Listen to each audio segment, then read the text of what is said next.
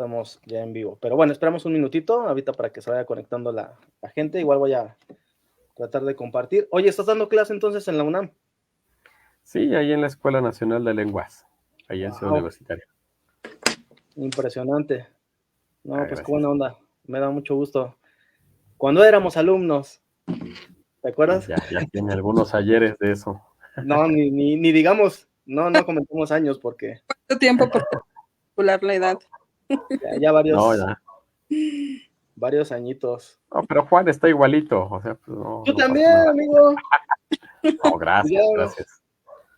algunas arrugas, pero se hace la investigación lo que causa. Sí. Ya- Pero la Oye, voluntad. ándale. ¿Ya no te has ido a las Europas? No. Pues ya tiene rato que no salgo del país. Ujú. Pues, viajes sobre todo aquí pues a los congresos, más que nada, a los congresos que van Claro. surgiendo y pues es nuestro vicio quizá ir a los congresos, ¿no? Sí, es muy padre, la verdad es que lo que nos gusta. Bueno, pues yo creo que vamos iniciando. Muy buenas noches a todos los que se van conectando. Bienvenidos a esta página, su página de El Valle de México desde su raíz. Hoy tenemos un invitado que yo aprecio mucho, que lo quiero mucho, es un gran compañero, un buen amigo. Y bueno, sin más preámbulo, Estéreo, si puedes presentar a nuestro ponente del día de hoy, por favor. Claro que sí, amigos del Valle de México desde su raíz. Pues hoy nuevamente tenemos un programa de ¿Sabías de raíz qué? Con un tema muy interesante y sobre todo con un ponente también muy interesante que nos acompaña hoy, el doctor Miguel. Pero permítanme presentarles, por favor, quién es el ponente que tenemos hoy en esta noche. Él es el doctor, permítame, por favor. Él es el doctor Miguel Ángel Mireles Estrada. Realizó sus estudios de licenciatura y doctorado en Historia en la UNAM. Ha hecho investigaciones en las relaciones de la comunidad astronómica ante el gobierno de México entre 1857 a 1899 y en las estrategias comunicativas que establecieron en la opinión pública para demostrar su utilidad ante la sociedad, haciendo hincapié en el análisis del discurso. Ha elaborado investigaciones que han sido publicadas por el Instituto de Investigaciones Sociales de la UNAM, bajo la autoría principal de la doctora María Luisa Rodríguez Sala, relativas a la historia de las ciencias médicas en la época novohispana. Ha participado también en proyectos en apoyo de investigación e innovación tecnológica de la UNAM. También ha colaborado en 2 capítulos de los libros editados por la Facultad de Filosofía y Letras relativos a la historiografía de las ciencias en México. También ha participado como ponente en congresos de Sociedad Mexicana en la Historia de la Ciencia y Tecnología y el de Historiadores en las Ciencias y Humanidades. También ha impartido cursos de filosofía de la ciencia, historia de la filosofía mexicana, historia de la filosofía antigua e historia de la filosofía patrisca y medieval. También ha tomado diplomados en el curso de formación de profesores de lenguas extranjeras portugués. También el año pasado recibió el reconocimiento por 10 años como labor de profesor en la UNAM. Ha impartido clases en el Departamento de Lenguas en la Facultad de Filosofía y Letras en la UNAM, en la Universidad Pontificia de México, en el Centro de Lenguas del Tecnológico de Monterrey, en el Centro de Lenguas Extranjeras del Instituto Politécnico Nacional.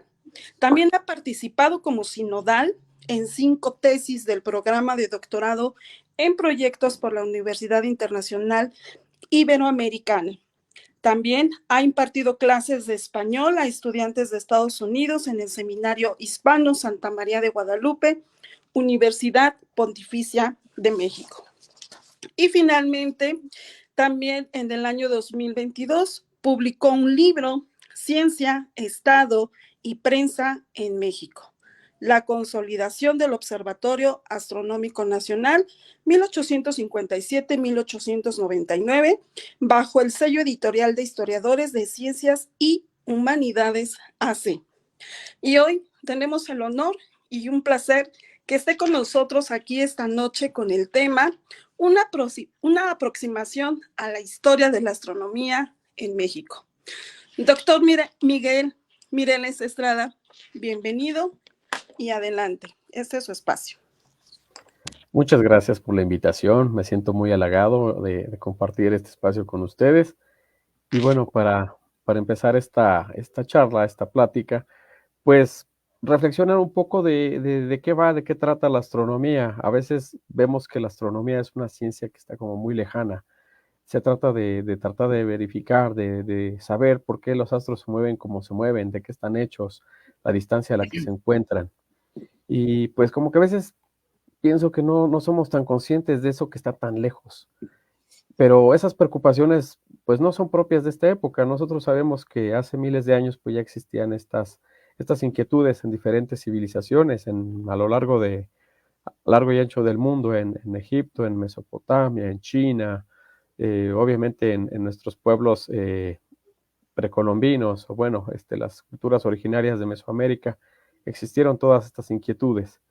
Y bueno, pues eso también nos va a dar pie pues a tratar de escudriñar el cielo de diferentes maneras, de crear métodos, de crear instrumentos. Y obviamente sabemos que es de manera un tanto tardía históricamente hablando, pues la invención de los telescopios. Aquí en la portada de la exposición, ahí coloco un telescopio pues, relativamente moderno, es del siglo XIX. Tuve el honor y el gusto de conocer este instrumento, está en Tonancintla, Puebla, y manipularlo gracias a una invitación que me hizo el maestro, ahorita se me olvidó el nombre, ahorita lo recuerdo, allá en una dependencia de la UNAM en Tonancintla, poder manipular este instrumento. Y bueno, podemos ir a la primera diapositiva, por favor. Coloco allí la arqueoastronomía y tiene que ver con esto que les decía, estas preocupaciones que van a tener estos pueblos originarios o estos pueblos antiguos por tratar de saber de qué están hechos los astros, de saber las distancias. Y bueno, como ejemplo pongo en la primera parte de la diapositiva ese especie de trono que le llaman el aposento de Moctezuma. Moctezuma desde allí va a poder apreciar lo que tenemos en la tercera parte de la diapositiva. Cuando se da el equinoccio, ahí se ve que va saliendo el sol, entre comillas, saliendo el sol, va apareciendo del vientre de la mujer dormida, del Iztaccíhuatl. Y pues eso obviamente tiene connotaciones astronómicas, pero también religiosas, pero también obviamente dentro del conteo de los ciclos agrícolas. Todas estas situaciones, todas estas ubicaciones de las ciudades antiguas, de muchas de ellas, pues tienen que ver con el conteo de todos estos ciclos agrícolas que tienen referencia a la esfera celeste, la esfera terrestre y a la esfera celeste.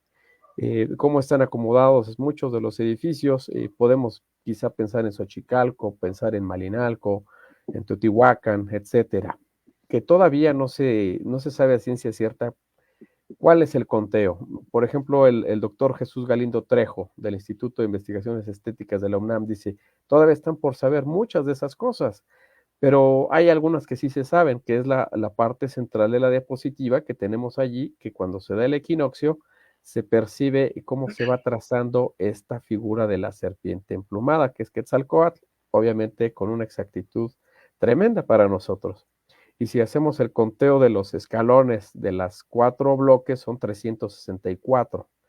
Más la plataforma principal, pues ya son 365. Obviamente que hay una preocupación en estos pueblos originarios o antiguos, en muchas partes del mundo, por llevar ese conteo de muchos fenómenos que hay en la naturaleza y obviamente en cuanto a la producción de los ciclos agrícolas. Por eso es importante el conteo de todas estas cosas.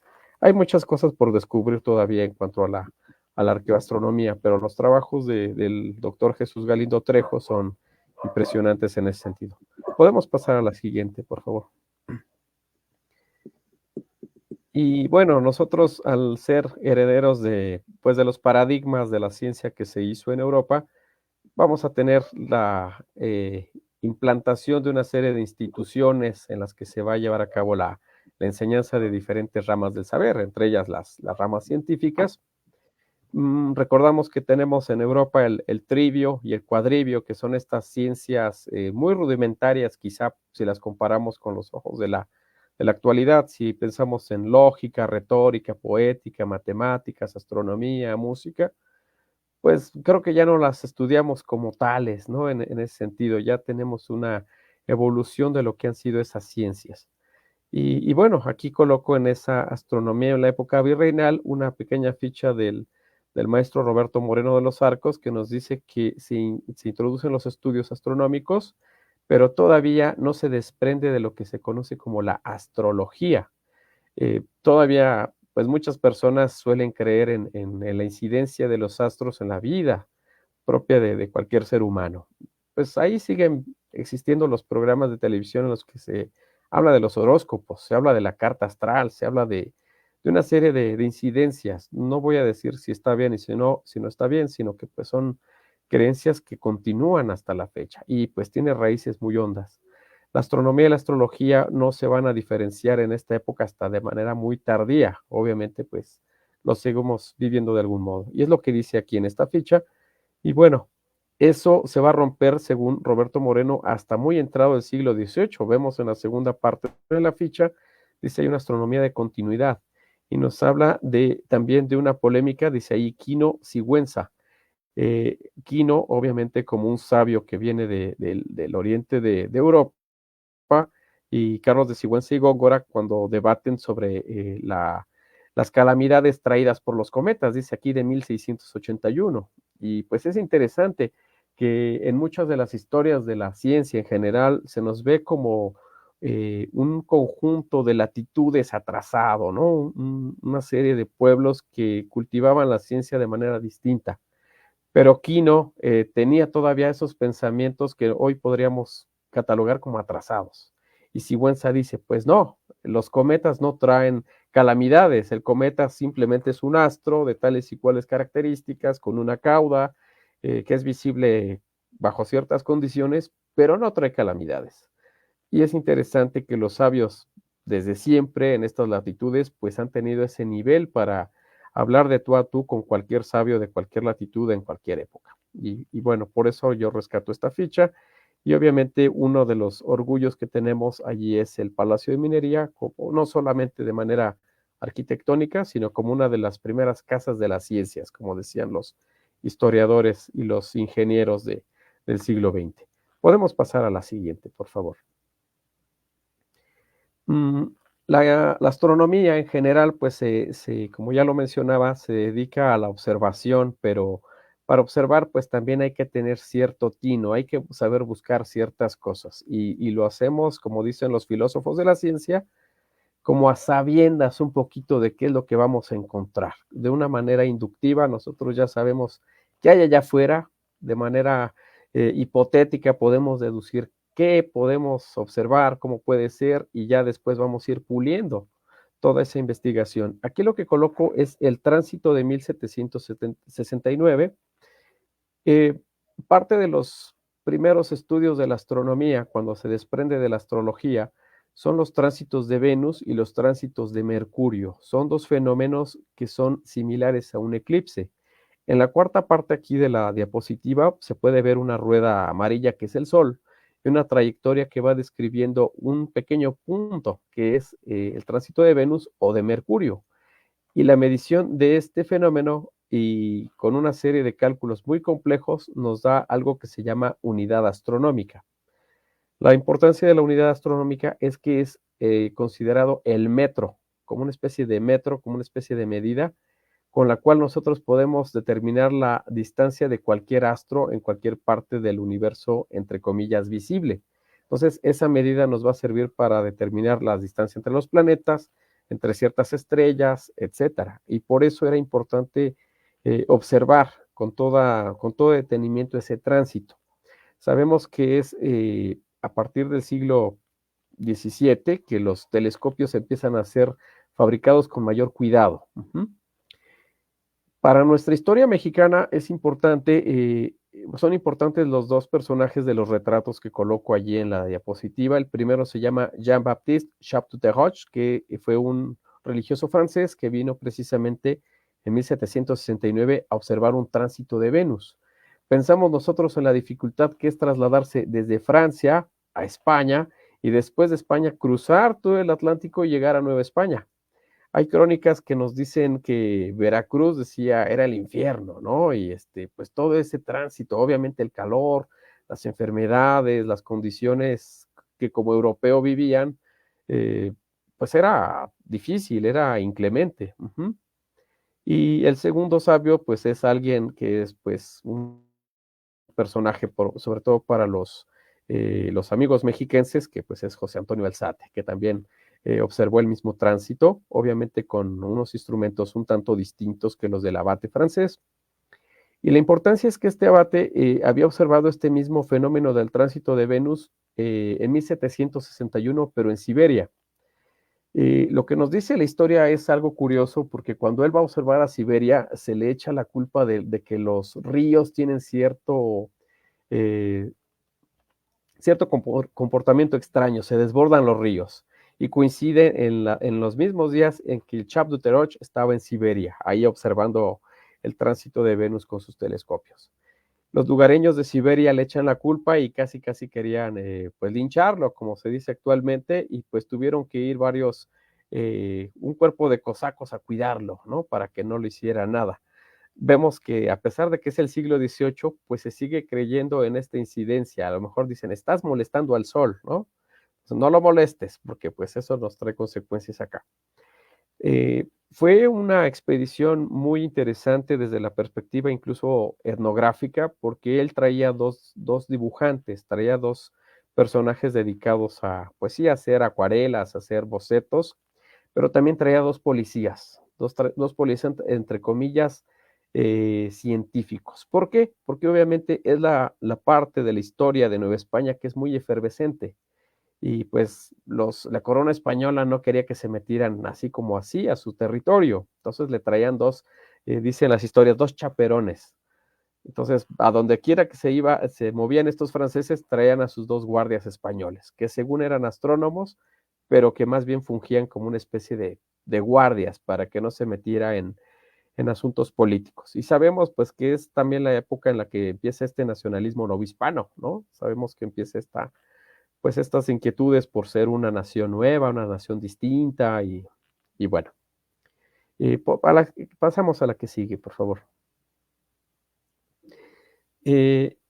Conforme va pasando el tiempo, hay una serie de inquietudes con los gobiernos del México independiente de conocer el territorio. Obviamente hablamos de un territorio que no es el actual de los 2 millones de kilómetros cuadrados, sino que es prácticamente el doble de Alta California, Nuevo México, Texas, parte de Utah, Nevada, etcétera. Es un territorio pues grandísimo para la época.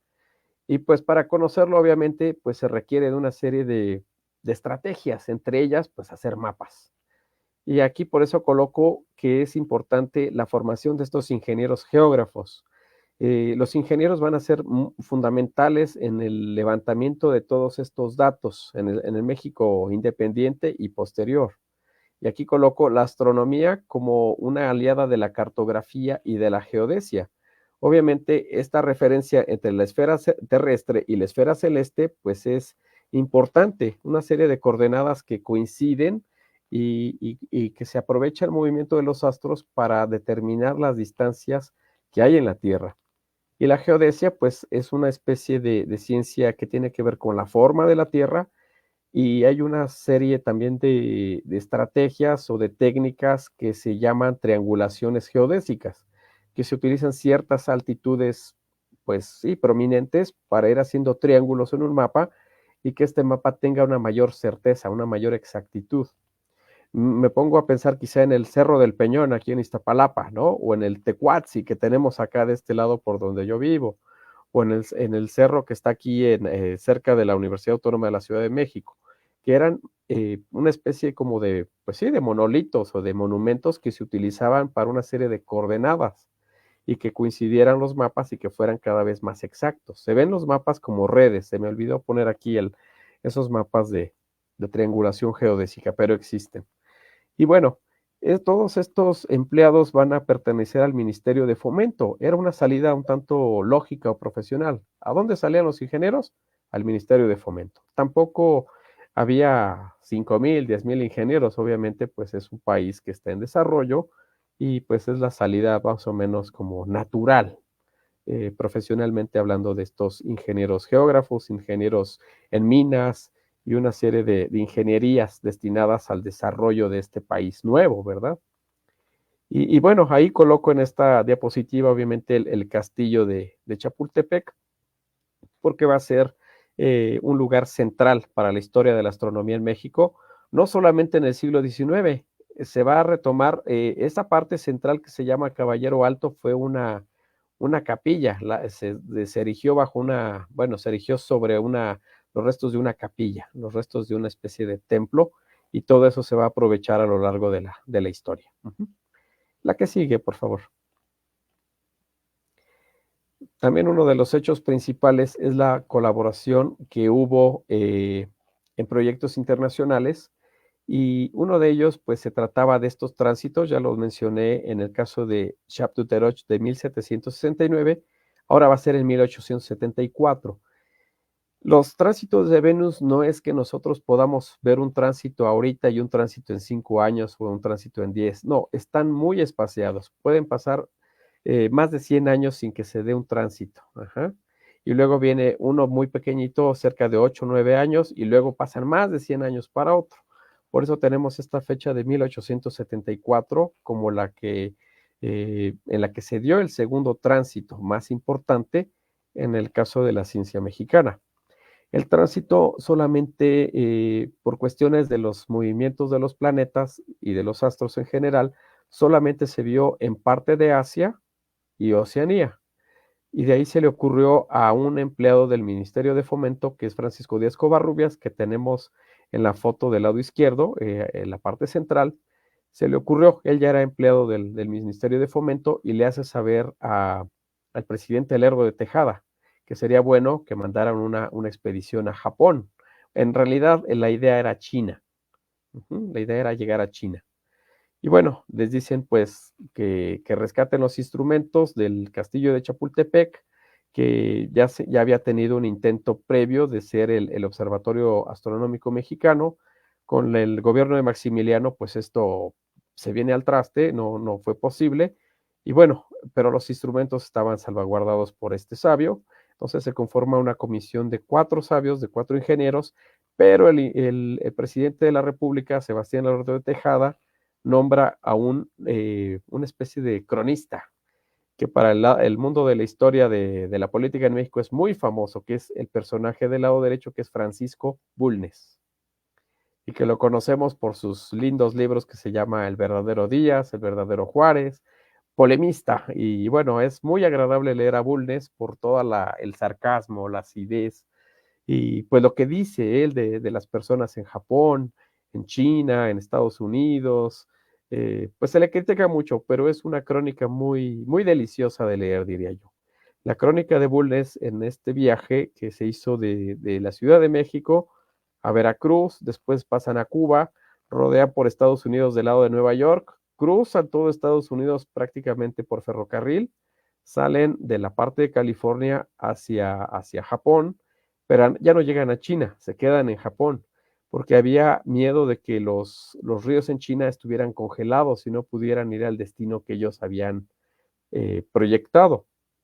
Entonces se quedan en Japón, y allí es donde forman 2 observatorios, uno en Yokohama, perdón, en el Cerro del Bluff, y el otro en otro lugar de Yokohama. Más o menos son parecidos, y en la parte del lado derecho, ese es uno de los observatorios. Se le pide permiso al gobierno imperial japonés de poder ostentar el ávaro patrio, y se les concede. Entonces allí vemos esa litografía que se encuentra en la crónica de Díaz Covarrubias, que se llama Viaje de la Comisión Astronómica Mexicana. Y es muy interesante, obviamente, por toda la recopilación de datos etnográficos, científicos, históricos, políticos, y de una también reflexión sobre el estado de las cosas en México. Ellos, como científicos, pues decían que tenía que terminar esa lucha entre conservadores y liberales. Pero al final, pues esta comisión también fue muy criticada, porque decían que iban con unos instrumentos que no valían la pena. unos instrumentos pues muy rudimentarios. Y ante ello, pues el ingeniero Barroso se las va a ingeniar Agustín Barroso para poder hacer las fotografías y presentar los avances de la investigación de la observación del tránsito de Venus, para colaborar con una serie de observatorios del mundo en tratar de determinar la distancia entre la Tierra y el Sol, que es el metro o la unidad astronómica para lo que ya hemos planteado. La siguiente, por favor. Por eso, en esta diapositiva coloqué el paso de Venus en la esfera pública. Yo lo llamo en algunos de los textos que he podido escribir, yo lo llamo incomprensión científica, pero me han criticado un poco. Dicen, es que pues hablamos de un país en el siglo XIX que ya fue devastado por las guerras, ya fue devastado por las intervenciones extranjeras, que difícilmente tiene dinero, que va un gobierno, viene otro, vienen los militares, etcétera. Pero también creo que tenemos personajes de élite como para decir que si hay una incomprensión de la gente. Obviamente, pues no todos saben leer, no todos saben escribir, pero la mofa está presente. Esta fotografía, obviamente, no sé si se alcanza a ver, dice un viaje al Japón, es una pulquería. Entonces se hace mofa de esto, dicen, bueno, ir a Japón y ver el paso de un planeta es equivalente a salir de una pulquería en un estado inconveniente. Ajá. Entonces hubo una serie de burlas. Ahí hubo muchas que se llamaban el paso de Venus, un viaje a Japón, etcétera. Y pues era parte de la crítica también hacia lo que hiciera el gobierno de Lerdo de Tejada. Pero el gobierno de Lerdo de Tejada permitió una serie de libertades de prensa, de libertades de palabra. Pues el producto es ese, ¿no? Que se mofaran de los pocos esfuerzos científicos que había. Y a la derecha tenemos una imagen, no recuerdo, me parece que es del el Aguizote también, y allí tenemos cómo se ríen del ministro de Fomento, que es el ingeniero Blas Valcárcel. Se aprecia allí y dice cómo Blas Valcárcel ve a los chinos. Entonces dice ahí, los chinos están al revés que estamos nosotros, son antípodas. Entonces dice, ¿y cómo llueve en el celeste imperio? Llueve de abajo para arriba, ¿no? Y cómo se vuela en globo con piedras, ¿no? Porque pues, en vez de volar van hacia abajo. Una serie de burlas que hay hacia los mismos funcionarios del Ministerio de Fomento. Pero volviendo a las crónicas y a los periódicos, a esta comisión de 5 sabios se le recibió de manera muy cálida en la estación de Buenavista cuando regresan a México, e incluso hay estudiantes de la Escuela Nacional Preparatoria que les dedican palabras pues sí, de loas, de felicitaciones, de que hayan tenido una experiencia grata, que hayan podido registrar todo el tránsito de Venus, y pues eso está allí en los periódicos. Obviamente, si recogemos lo que dicen los periódicos, tanto conservadores como liberales, o de oposición, o del régimen, pues es riquísimo. Es algo que no pasó desapercibido en la prensa. Es muy, muy rico. Yo lo destaco en el libro de Ciencia, Estado y Prensa en México. eh, Estas imágenes que hacen burla, pero también que rescatan la actuación benéfica de los mexicanos en este evento astronómico. La siguiente, por favor. Otras imágenes, obviamente, tanto del Aguizote como del Padre Cobos. En el lado izquierdo dice lo que llevaron los comisionados. Allí se ve una especie de saco que tiene dinero y viene la denominación, cuánto dinero llevan. Hay una historia detrás. Se decía que este dinero era de ciertas personas ricas que ayudaban al presidente Lerdo para una serie de obras sociales. Entonces, pues, qué mejor obra social que se la doy a mi amigo Díaz Covarrubias. Pues por eso ahí sale el costal de dinero, el telescopio, dice 1820 y algo, no recuerdo bien. Obviamente para el 74 es un telescopio muy viejo, y se alcanza a ver una jaula con un perico, como nosotros coloquialmente decimos, llevaron hasta el perico, y se ve un busto del presidente Lerdo de Tejada. Una burla obviamente obvia, y abajo dice encargos que deben traer. Me acuerdo que la doctora Berta Flores Salinas pues, se reía mucho de eso, decía, o sea que pues tienen que traer a las chinas poblanas, ¿no? Para una serie de burlas que había aquí, ¿no? Y del lado derecho es la misma, bueno, una burla parecida. Ahí obviamente asociamos a Venus con pues la feminidad, obviamente, y el Sol pues viendo ahí hacia Venus, y el mismo globo, bueno, el globo allí de los viajeros trae igual una denominación numérica del dinero que se llevaron, y ahí están todos los ministros de Sebastián Lerdo de Tejada despidiéndolos. Una serie de burlas, hay más imágenes de esto. La siguiente, por favor. Obviamente no todo es miel sobre hojuelas. Sabemos que el primer observatorio astronómico que estuvo en el castillo de Chapultepec con el gobierno de Maximiliano, pues no cuajó, diríamos de manera coloquial, pero con el esfuerzo de esta observación del tránsito de Venus, hubo un apoyo, ya no de Lerdo, pero sí de Porfirio Díaz, para fortalecer, para propiciar la fundación del observatorio en 1878.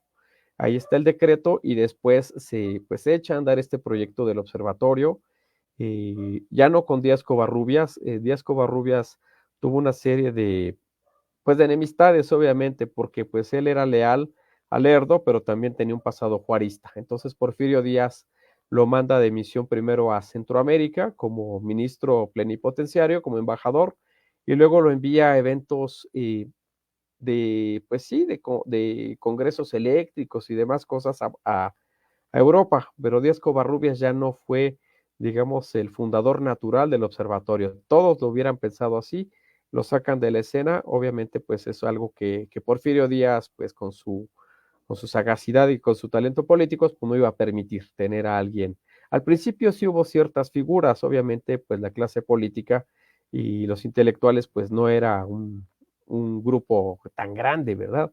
Pero bueno, lo fueron depurando poco a poco. Esto también va a propiciar que los militares en determinado momento pues retomen el liderazgo del país, y obviamente a los astrónomos pues se les da una notificación de irse a otro lugar y se les asigna este edificio en Tacubaya, que era el palacio del arzobispado, del ex arzobispado, y los mandan hasta Tacubaya. Y ahí pues para que fueran haciendo sus observaciones astronómicas. Y pues había una serie de enojos. Por ejemplo, Ángel Anguiano, que fue el director fundador de Tacubaya, del observatorio de Tacubaya, supo que que el edificio querían compartirlo tanto astrónomos como enfermos mentales. Entonces decía, ¿pero qué vamos a hacer? O sea, sí estamos locos, pero esos locos son de otra cosa y nosotros estamos locos de otra. No lo dijo de esa manera, desde luego, pero sí había como una preocupación, y decía, el respeto que ellos merecen en tener una institución distinta, separada para el cuidado de la salud que requieren, no tiene nada que ver con nuestras misiones de observar el cielo a altas horas de la madrugada. Entonces se abogó porque fueran dos instituciones distintas, se respeta, y obviamente se funda el observatorio ya en Tacubaya. Y bueno, hay una serie también de cuidados que hubo en hacer estos pilares de piedra muy sólidos para que los carruajes al pasar pues no interfirieran con los telescopios, con los instrumentos, que no se movieran en hacer las lecturas de los astros. Y bueno, de Tacubaya, no sé, bueno, actualmente creo que es el archivo del agua, no recuerdo cómo se llama, más o menos por donde está donde estuvo este observatorio, cercano a la preparatoria 4. Este edificio dejó de existir a mediados del siglo XX, como tal. La que sigue, por favor. Cuando México ya empieza a tener este reconocimiento gracias a sus observadores, se le invita a otro proyecto de cooperación científica internacional, que es la Carta del Cielo. Y bueno, esto se dio gracias a la fotografía que estamos apreciando allí, que fue de un militar, del teniente Teodoro Quintana. Hace esta toma con unos telescopios que quizá no eran de lo mejor que había, pero el desarrollo de las técnicas fotográficas pues permite ver que los mexicanos pues no estaban en pañales para hacer todo esto. Entonces dice aquí que el ingeniero, perdón, el director Mouchet, director invita al observatorio como tal para que colaboraran en este proyecto en 1887, se acepta y obviamente el gobierno, pues para el gobierno de Lerdo, bueno, perdón, de Díaz, esto va a ser importante para lograr esa proyección internacional, decir que ya somos un país civilizado, que ya tenemos caminos, que ya tenemos edificaciones, ya la luz, ya existe la luz, la iluminación como tal, una ciudad más limpia. Ajá. Entonces, pues una serie de estrategias obviamente legitimadoras del gobierno y dicen, pues ya, estamos demostrando que somos modernos. Y es cuando se invita a México, al Observatorio de Tacubaya, a colaborar en este proyecto. La que sigue, por favor.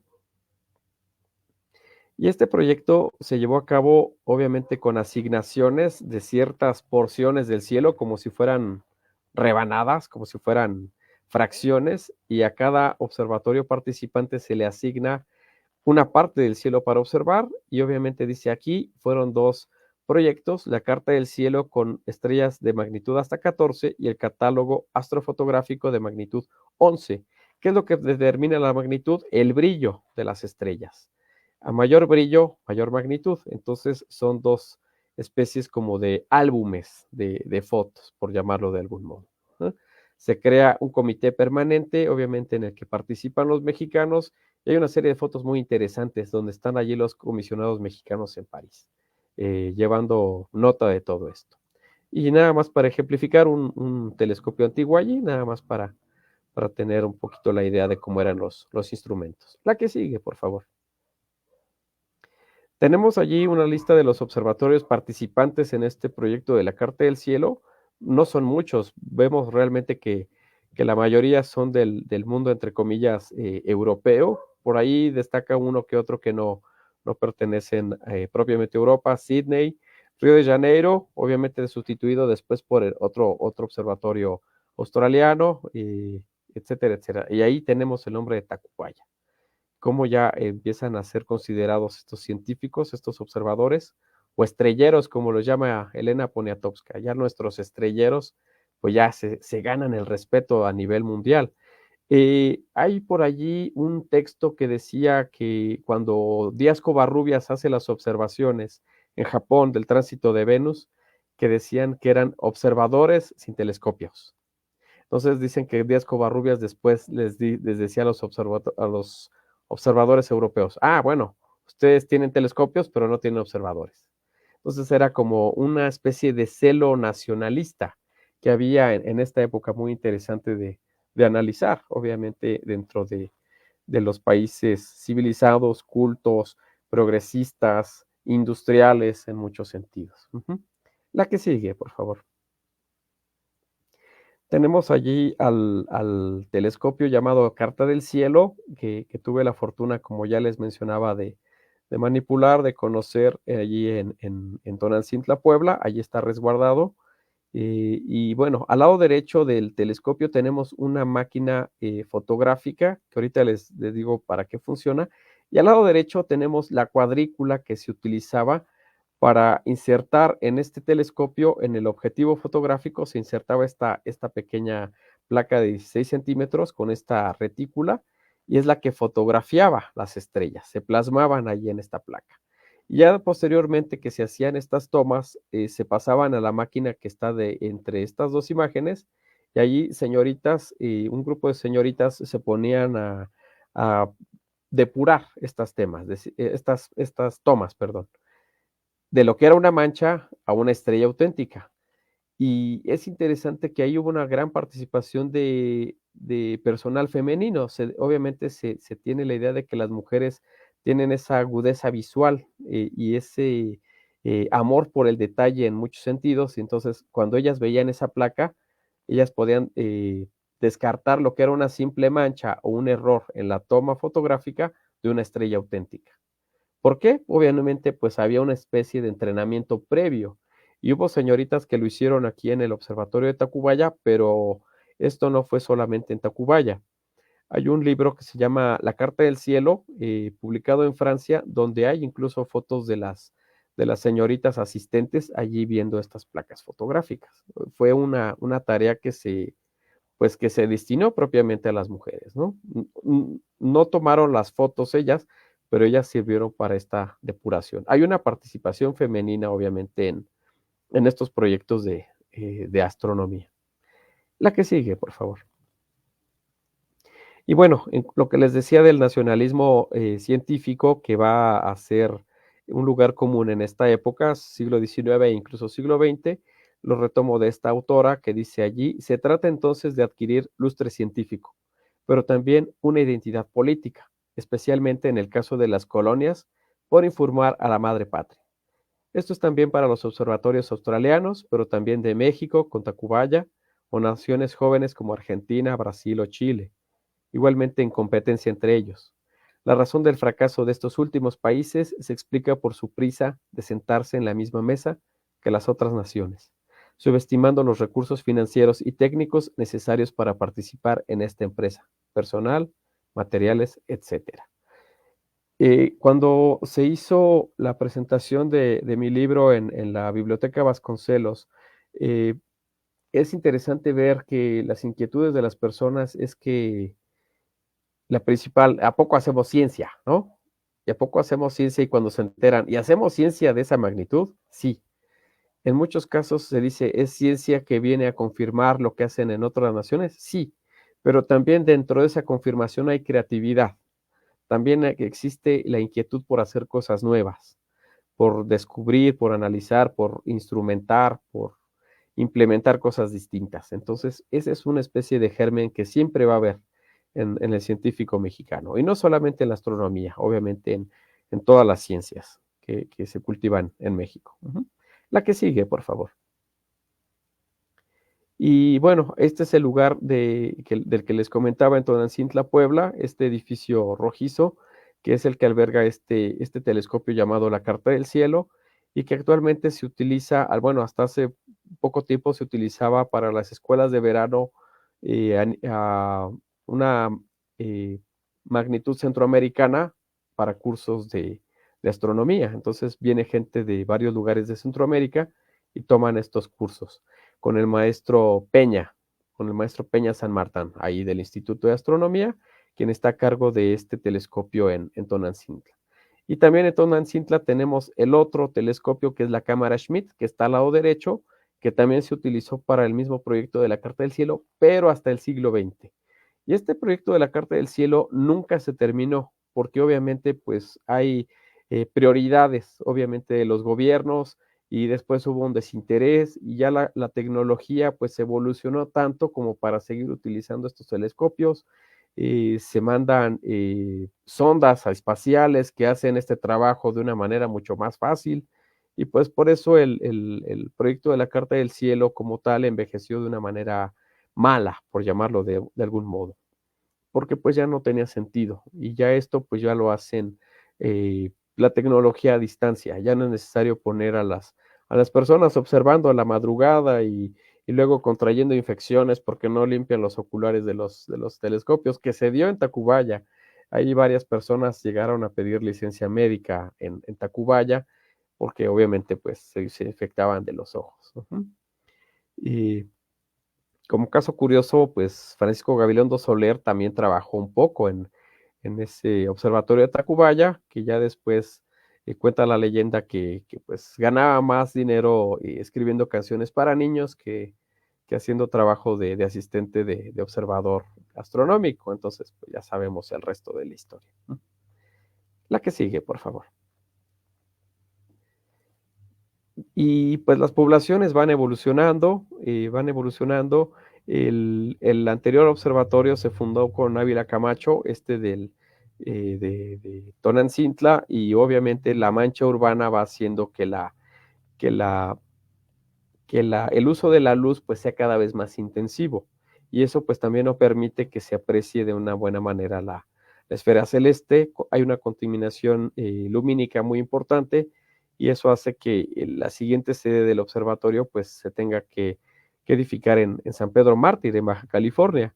Y es interesante las crónicas que hay de esta edificación, del inicio de esta edificación, y posteriormente pues decían que solamente llegaban con helicópteros, con jeeps, con con vehículos muy especializados y es un lugar al que no se tiene un acceso tan sencillo, obviamente buscando este cielo mucho más puro, que se pudieran apreciar mejor las estrellas para un análisis astronómico adecuado, ¿verdad? Entonces por eso se deciden llevar el observatorio, o al menos su sede más nueva, a San Pedro Mártir.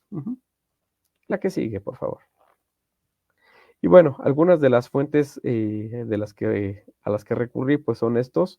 El doctor Jorge Bartolucci, que es todo un especialista en astronomía del siglo XX en México, y su libro clásico, La modernización de la ciencia en México, y que destaca mucho este papel de los científicos mexicanos, que al principio pues tenían que ir a estudiar sus posgrados en el extranjero, pero ya vuelven como una especie de masa crítica importante para consolidar, obviamente, al Instituto de Astronomía de la UNAM, al Observatorio Astronómico Nacional y a las distintas instituciones, al INAOE, que está en Puebla, etcétera.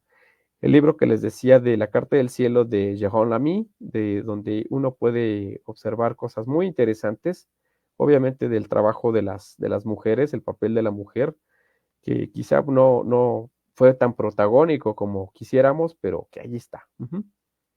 Jesús Galindo, que es un autor clásico para estas cuestiones de la arqueoastronomía, Lajas Celestes, tiene estudios bastante interesantes no solamente de Chapultepec, de Teotihuacán, de otros lugares.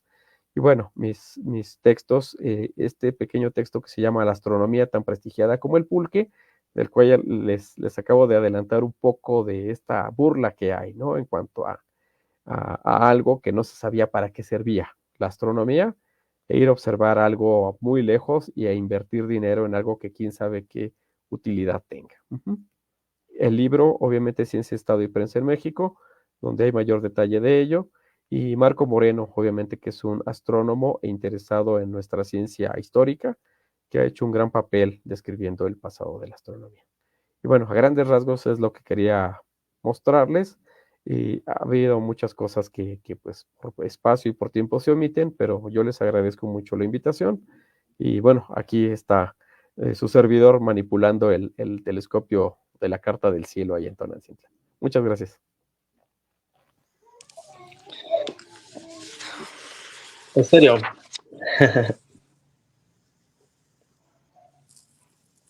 Si nos escuchas. Hola, hola. No sé si nos escuche, pero bueno, me pareció impresionante. Ángel, ¿sí me escuchas? Sí, gracias. Y está muy cool esta última foto. Digo, para cerrar, me pareció muy interesante, de una manera personal.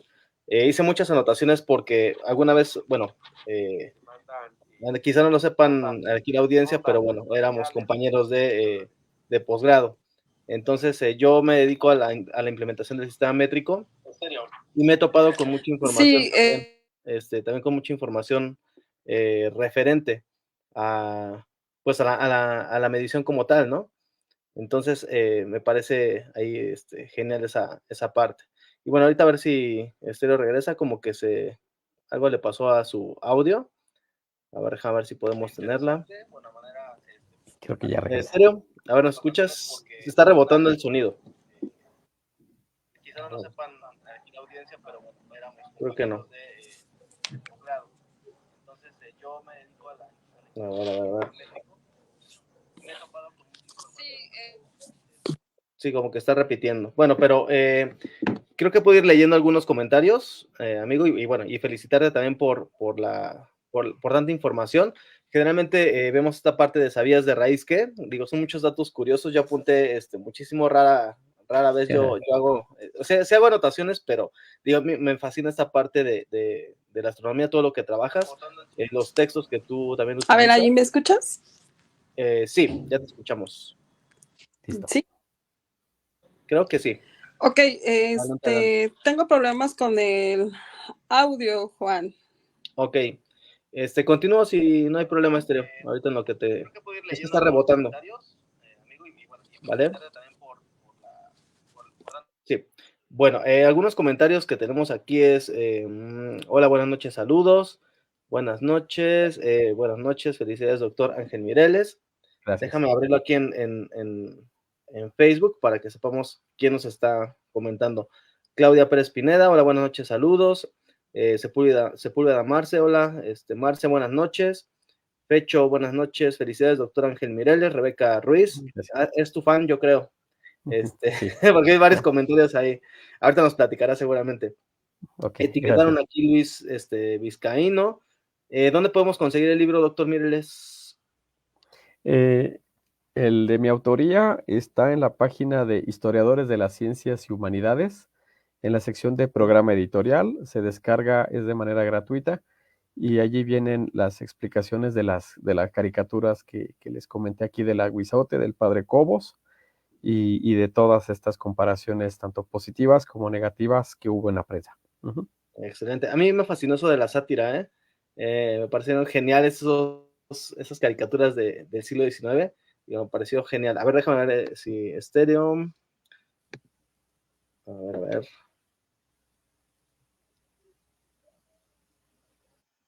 A ver, estéreo, ahí ya nos escuchas. Si puedes activar tu micro. Hola, hola. Ay, creo que salió. Bueno, continuando con los comentarios aquí en Facebook. José Flores, buenas noches. Felicidades por el invitado. Eduardo Muñoz, saludos.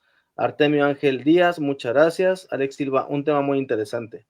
Kennedy, esos temas son súper interesantes. Felicidades. Verónica Macedo, saludos. Coco Fox, saludos y excelente noche.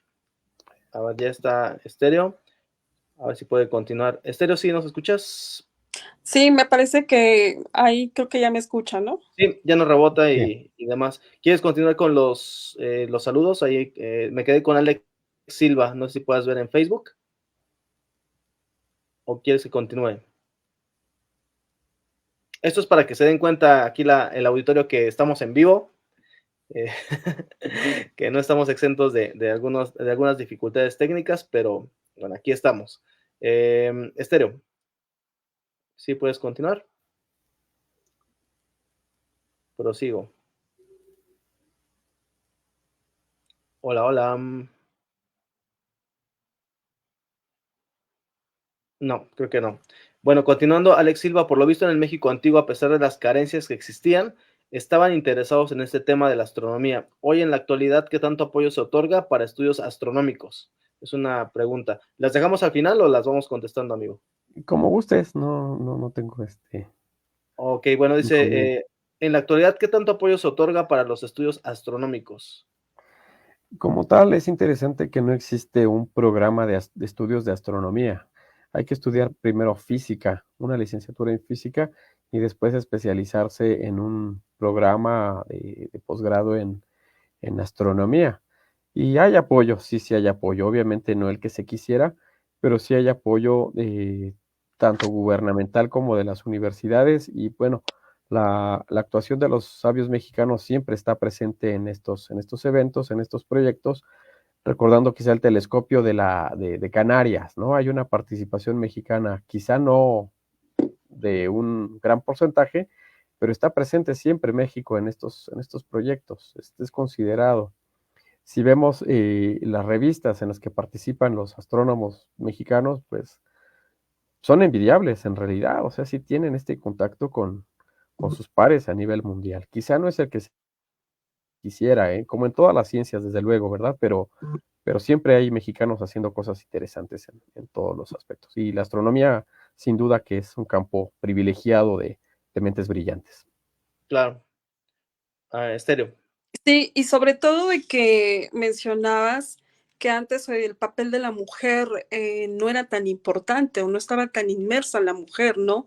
Hoy en día, pues afortunadamente tenemos mujeres ya en el espacio y sobre todo que ya tenemos mujeres mexicanas también que están participando en estos proyectos de la NASA y que ya también hay mujeres ahora sí que en el espacio. Y eso yo creo que es un papel muy importante y fundamental en el caso de este lado en cuestión de la mujer, que ya tengamos esa participación en el área científica, en donde pues vemos que a lo largo de la historia, pues únicamente se enfocaba más en los hombres, ¿no? Y ahora, pues afortunadamente, insisto, el papel de la mujer ya estamos del otro lado.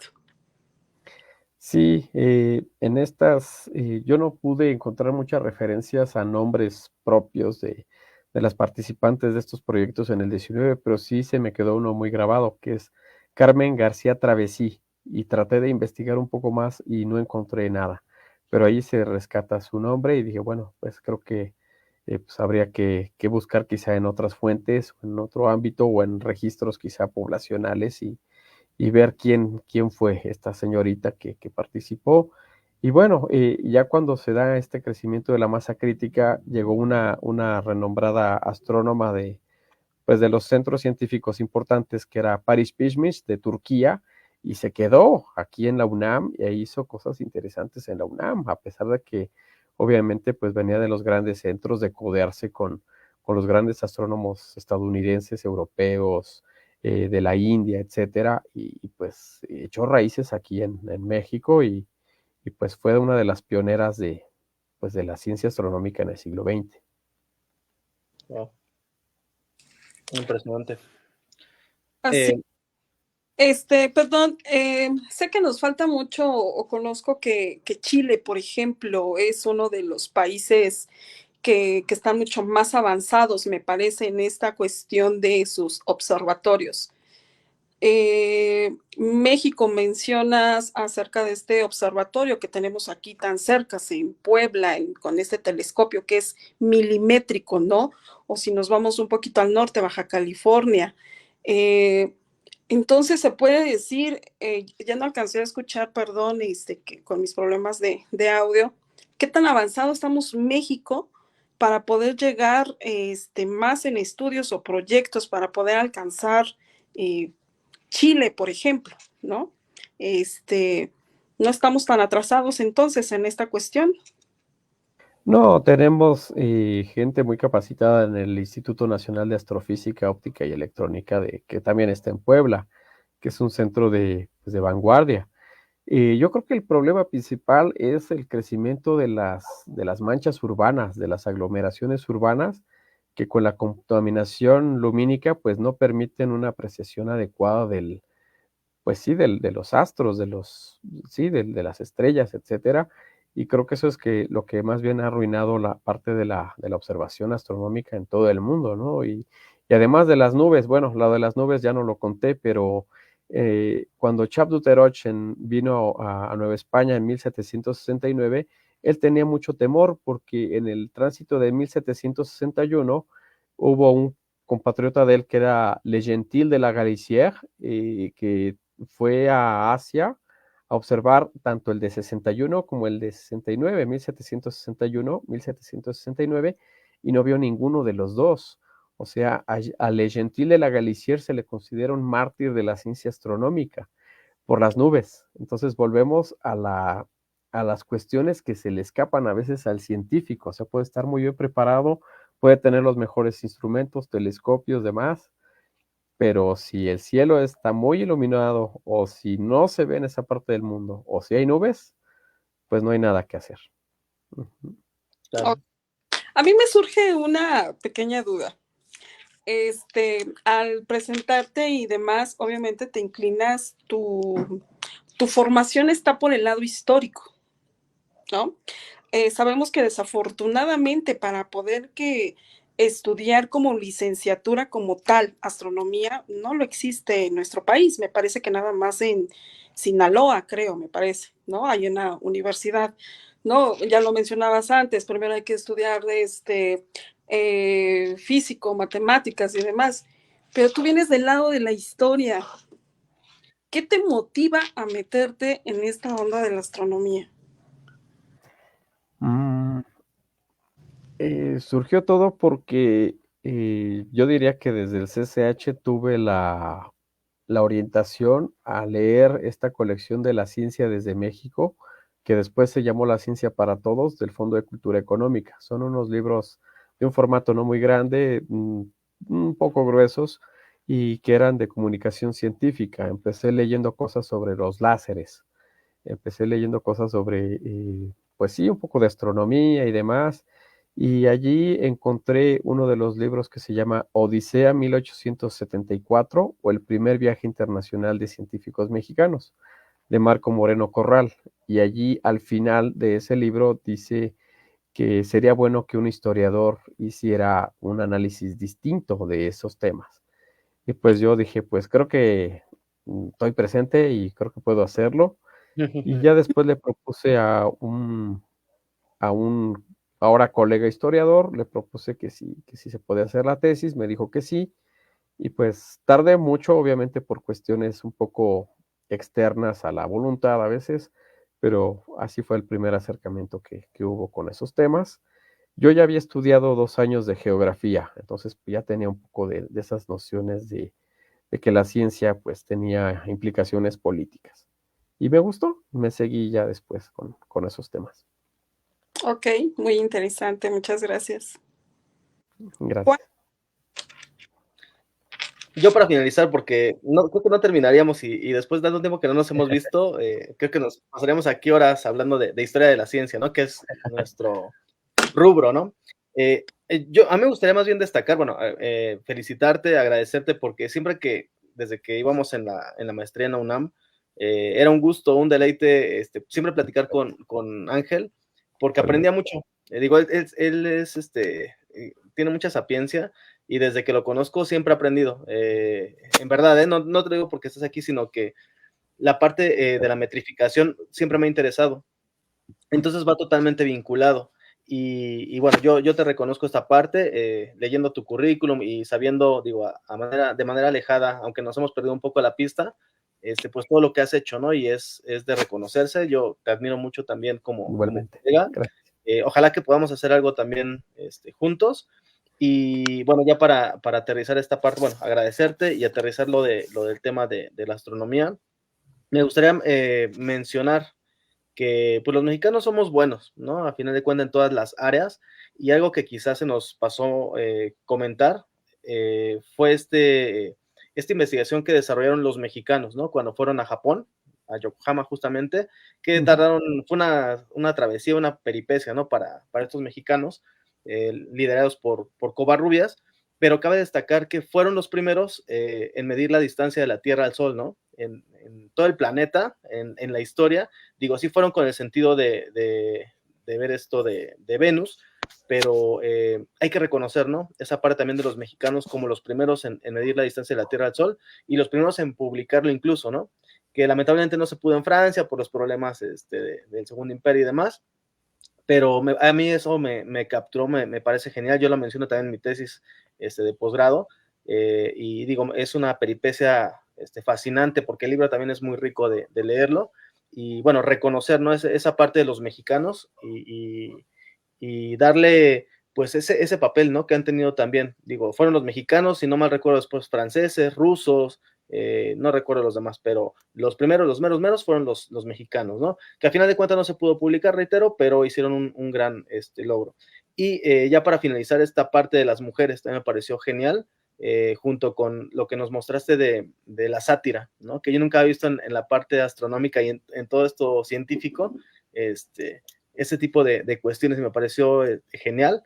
Voy a leerte, definitivamente, si nos puedes recordar de nuevo el libro y lo que has hecho también últimamente para que pues podamos recurrir a eso y pues también sacar información y difundirla, ¿no?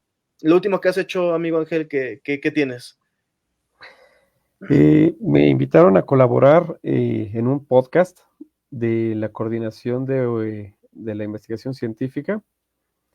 Y bueno, estos temas, obviamente, de historia de la astronomía, no se ha publicado todavía, pero bueno, es una colaboración que se hizo allí en el podcast por medio del Instituto de Geografía y también un textito sobre la vejez, sobre una reflexión sobre qué es la vejez a partir de la cultura humanística. Es un texto breve y también está publicado en una página de la UNAM que se llama Nuevos Diálogos.